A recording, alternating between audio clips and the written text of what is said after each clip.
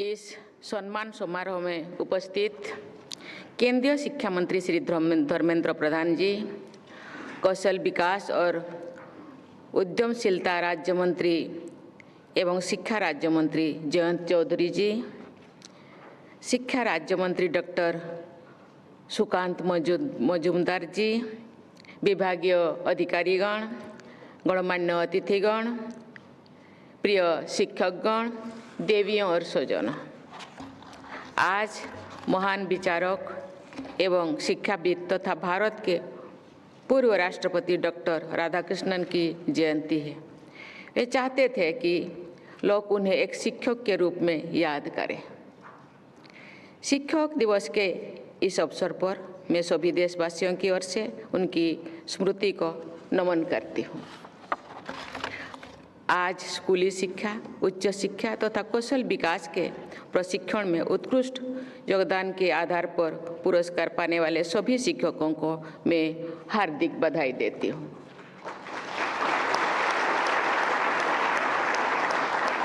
आपने अपनी प्रतिबद्धता के बल पर विद्यार्थियों को शिक्षा प्रदान करने में सराहनीय भूमिका निभाई है। आज पुरस्कृत हुए शिक्षकों के योगदान पर लघु फिल्म बनाकर इस समारोह के आयोजकों ने बहुत अच्छा काम किया है। इन लघु फिल्म को विषय वस्तु प्रदान करने वाले शिक्षकों की जितनी भी प्रशंसा की जाए कम है। शिक्षकों ने बच्चों में अध्ययन के प्रति रुचि बढ़ाने के अद्भुत प्रयास किए हैं। उन्होंने पढ़ाने के नए और रोचक तरीके निकालने के लिए नई टेक्नोलॉजी का प्रयोग किया है। शिक्षा को समावेशी बनाने में योगदान दिया है। पूरे देश में अनगिनत शिक्षकगण निष्ठा के साथ कार्यरत है।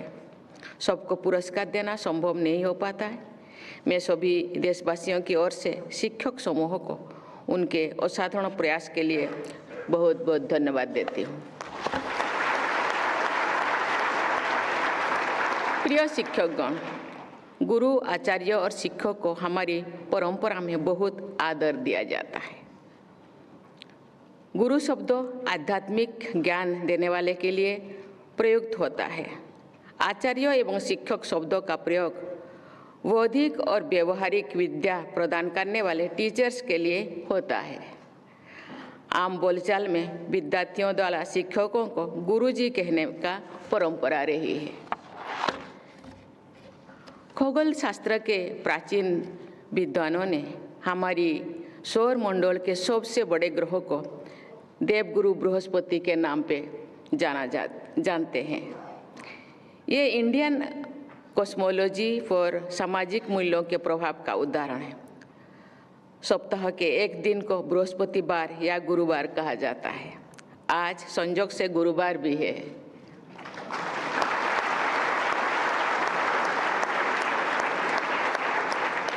हमारी परंपरा के अनुसार प्रत्येक सप्ताह की तरह आज का दिन आप सभी शिक्षकों या गुरु को समर्पित है। आज के दिन मुझे अपना वो समय याद आता है जब मैं ओडिशा के रायरंगपुर में Shri Aurobindo integral education centre में पढ़ाती थी। मुझे वहाँ बच्चों से ना केवल अपार स्नेह मिला बल्कि बहुत कुछ सीखने को भी मिला। आज भी जब मैं बच्चों या शिक्षकों के बीच होती हूँ, मेरे अंदर का शिक्षक फिर से जीवंत हो जाता है। शिक्षक ही जीवन निर्माण का सबसे प्रभावी माध्यम है। अपने जीवन के महत्वपूर्ण क्षण में मुझे सहज ही स्कूल और शिक्षक को याद आते हैं। इस वर्ष 25 जुलाई को राष्ट्रपति के मेरे कार्यकाल का दूसरा वर्ष संपन्न हुआ। मैंने निर्णय लिया कि उस दिन मैं राष्ट्रपति भवन परिसर में स्थित विद्यालय में बच्चों के साथ क्लासरूम में समय बिताऊं। बच्चों के साथ प्रकृति और पर्यावरण के विषय में बातचीत करके मुझे बहुत संतोष अनुभव हुआ है। प्रिय विद्यार्थियों, जीवन में आगे बढ़ना सफलता है। लेकिन जीवन की सार्थकता इस बात में निहित है कि हम दूसरों की भलाई के लिए कार्य करें। हमारे अंदर करुणा भाव हो, हमारे आचरण नैतिक हो। असल में सार्थक जीवन ही वास्तव में सफल जीवन है। ये बात विद्यार्थियों को समझाना आप सभी शिक्षकों का कर्तव्य है। आपको ऐसे नागरिक तैयार करने हैं जो शिक्षित होने के साथ साथ संवेदनशील, ईमानदार और उद्यमी भी हो। एक शिक्षक अपने आचरण एवं विचारों से विद्यार्थियों के जीवन में अमिट छाप छोड़ सकता है। राष्ट्रपिता महात्मा गांधी का एक कथन इस संदर्भ में अत्यंत प्रासंगिक है। गांधी जी ने अपनी आत्मकथा में लिखा है कि उनके शिक्षकों ने पुस्तकों के मदद से उन्हें जो सिखाया था वो उन्हें बहुत ही कम याद रहता था, पर पुस्तकों से अलग हटकर शिक्षकों ने स्वयं जो कुछ सिखाया था उनका स्मरण बातों भी याद रहता है। गांधी जी के कथन का भाव ये है कि बच्चे देखकर सुनकर बहुत सारे मूल्य सीखते हैं और अपनाते हैं। इसलिए कक्षा के अंदर और बाहर अपना आचरण उत्कृष्ट होना चाहिए। प्रिय शिक्षकगण, एक मूर्तिकार मिट्टी से मूर्ति बनाता है। एक ही तरह की मिट्टी से कई मूर्तिकार बहुत कलापूर्ण प्रतिमा बनाते हैं, तो कोई दूसरा मूर्तिकार सामान्य प्रतिमा बनाते हैं। मिट्टी वही है, प्रतिमाओं में अंतर है। यह अंतर मूर्तिकार की कला और निष्ठा के कारण होता है। कोई बच्चे यदि अच्छा प्रदर्शन नहीं कर पाता है तो इसमें शिक्षण व्यवस्था और शिक्षकों की ज़्यादा बड़ी जिम्मेदार बनती है। किसी भी शिक्षा प्रणाली की सफलता में सबसे महत्वपूर्ण भूमिका शिक्षकों की होती है। शिक्षण कार्य केवल एक नौकरी नहीं है, ये मानव निर्माण का पवित्र अभियान है।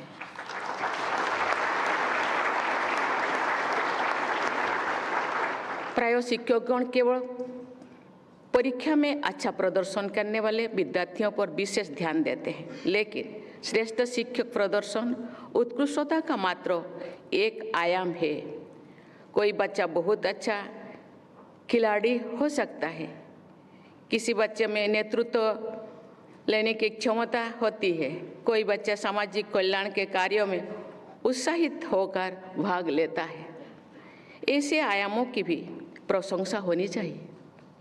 शिक्षक को प्रत्येक बच्चों की नैसर्गिक प्रतिभा को पहचान कर उसे उसी तरह की मदद देना चाहिए और आगे बढ़ाना चाहिए। देवियों और स्वजनों, मैं आज एक और महत्वपूर्ण बात आपके बीच रखना चाहती हूँ। एक महिला सशक्तिकरण की दिशा में आगे बढ़ रहे हैं। किसी भी समाज के विकास का एक महत्वपूर्ण मानक वहाँ की महिलाओं की स्थिति है। इसके लिए आवश्यक है सही शिक्षा। अभिभावकों के साथ साथ शिक्षकों की ये जिम्मेदारी है कि वे बच्चों की ऐसी शिक्षा दे कि वे सदैव महिलाओं की गरिमा के अनुकूल आचरण करें। महिला सम्मान की बात केवल शब्दों में नहीं है, बल्कि व्यवहार में भी होना चाहिए। प्रिय शिक्षकगण, राष्ट्रीय शिक्षा नीति 2020 में कौशल विकास पर विशेष जोर दिया गया है। इस नीति में प्रत्येक विद्यार्थियों के लिए वोकेशनल एक्सपीरियंस प्राप्त करने पर बल दिया गया है। इस अनुरूप में बच्चों का सर्वांगीण विकास होता है। समग्र विकास में स्किल डेवलपमेंट और एंटरप्रेन्योरशिप का भी उतना ही महत्व है जितना एकेडमिक लर्निंग का है। हमारी संस्कृति में विश्वकर्मा को देवता का दर्जा दिया गया है। आज कौशल विकास से जुड़े शिक्षकों को भी सम्मानित किया गया है। मैं उनको विशेष बधाई देती हूँ। उत्कृष्ट शिक्षकों को सम्मानित करने के इस सुविचारित आयोजन हेतु मैं शिक्षा मंत्री श्री धर्मेंद्र प्रधान जी, कौशल विकास और उद्यमशीलता एवं शिक्षा राज्य मंत्री श्री जयंत चौधरी जी, शिक्षा राज्य मंत्री डॉक्टर सुकांत मजुमदार जी तथा उनकी पूरी टीम को मैं बहुत बहुत सराहना करती हूँ।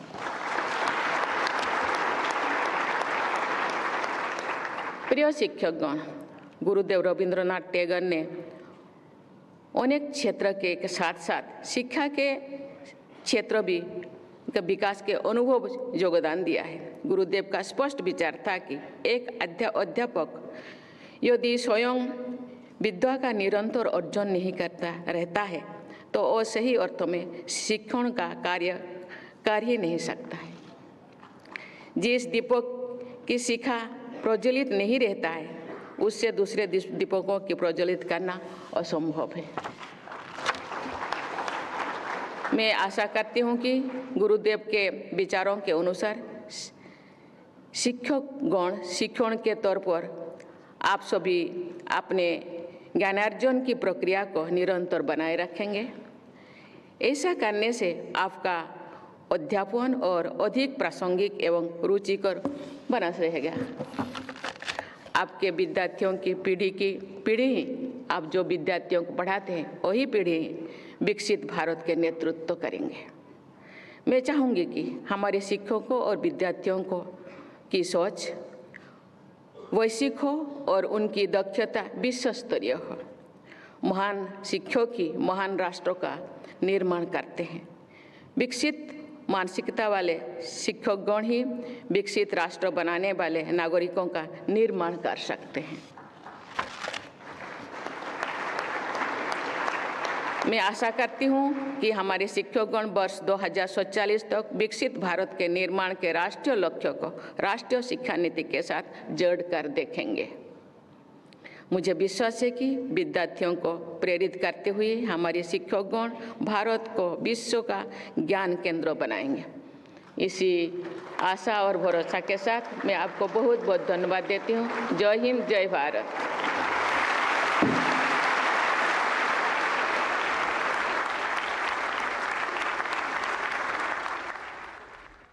महान शिक्षक ही महान राष्ट्र का निर्माण करते हैं। नवीनतम सोच वाले शिक्षक ही नवीनतम भारत का निर्माण कर सकते हैं और राष्ट्र के निर्माण में शिक्षकों की भूमिका महत्वपूर्ण है।